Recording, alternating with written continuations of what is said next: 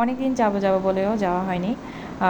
কারণ হচ্ছে একটা খোলা মাঠে আমার খুব ইচ্ছে, একটা খোলা মাঠে সবাই মিলে আশেপাশে সবাই মানে যারা আছে একটা শহরে সব মানুষরা বসে একসাথে ইফতার করার অন্যরকম একটা ফিলিংস। তো আমিও চেষ্টা করেছিলাম কোনো রকমভাবে সবাই মিলে ফ্যামিলি মেম্বার সবাইকে নিয়ে ইফতার করার জন্য। হ্যালো, আসসালামু আলাইকুম। আমি রোকসানা বলছি। তো এখানে আমি কিছু আমার ভিডিওতে আপনাদেরকে আমার কিছু এক্সপিরিয়েন্স আমার ইফতারের রমজান, পবিত্র রমজান, আপনারা সবাই জানেন রমজান মাস চলছে। বছরের সবচাইতে একটা ভালো একটা সময় আমরা পরিবারকে নিয়ে খেয়ে মানে বসে একসাথে খাওয়ার একটা সময় হচ্ছে রমজান মাস। তো আমি ভাবলাম সবাইকে নিয়ে বা পরিবারের সবাইকে নিয়ে বাইরে বসে একসাথে ইফতার করি খোলা আকাশের নিচে। তো এই জন্য একটু বের হয়ে গেলাম। ওই দিন হঠাৎ করে মনে হলো চলো যাই আমরা সবাই আজকে ইফতার করি, একটা খোলা মাঠে সবাই বসে একটু ইফতার করে আসি। তো যেই প্ল্যান তখনই আমরা বের হয়ে গেলাম। দেন আমরা একটা কিছু কেনাকাটা করলাম এবং এটার পাশাপাশি আমরা ইফতারের কিছু আইটেম বাসায় বানানো ছিল, আবার কিছু বাইরে থেকে কিনলাম, কারণ সারাদিন ব্যস্ত থাকা হয় সব কিছু মিলিয়ে। তো মাঠে চলে আসলাম আমরা সবাই যে যার মতো করে। এখানে কিছু বাসা থেকেও আপনার রেডি করা ছিল, আর কিছু আবার দোকান থেকেও কিছু কিনে নেওয়া হলো খাওয়ার জন্য। তো এখানে আবার দেখতে পাচ্ছেন আসলে ইফতারের যে একটা ইফতার মুহূর্তে যে একটা ফিলিংস, ওই ফিলিংসটা কিন্তু অন্য সময় পাওয়া যায় না।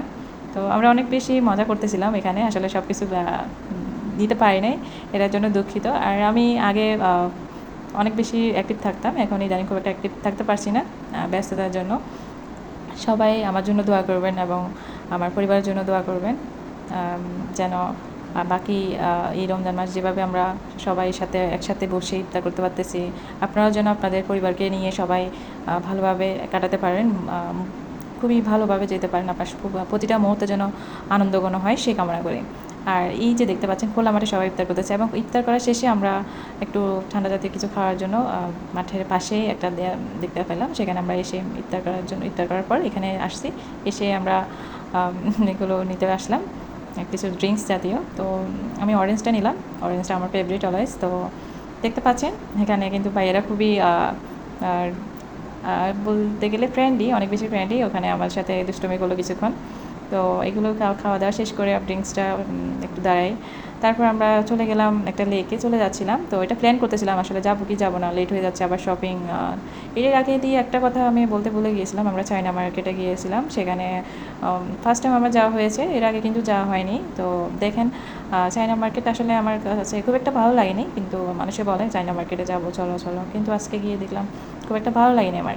তো এরপর আমরা লেকে গেলাম, লেকে গিয়ে সেখানে ব্রিজ আছে, ব্রিজটা আসলে সেখানে অসাধারণ একটা ভিউ দেখলাম, চারপাশে সবুজ এবং হচ্ছে পানির একটা সাউন্ড হচ্ছে, এবং ঝর্ণা আছে পাশে, নদী, মানে অনেক একটা মানে মানে অন্যরকম একটা পরিবেশ আর কি। আমার খুবই ভালো লাগছে, আশা করি আপনাদেরও ভালো লাগতেছে আমার ভিডিওটা দেখে।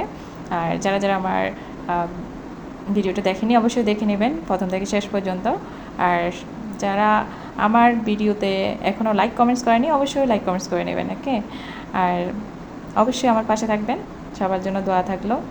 আর আরেকটা কথা আমি বলতে ভুলে গিয়েছিলাম, আমরা যেখানে গিয়েছিলাম সেটা হচ্ছে মারদেকা একটা মাঠ।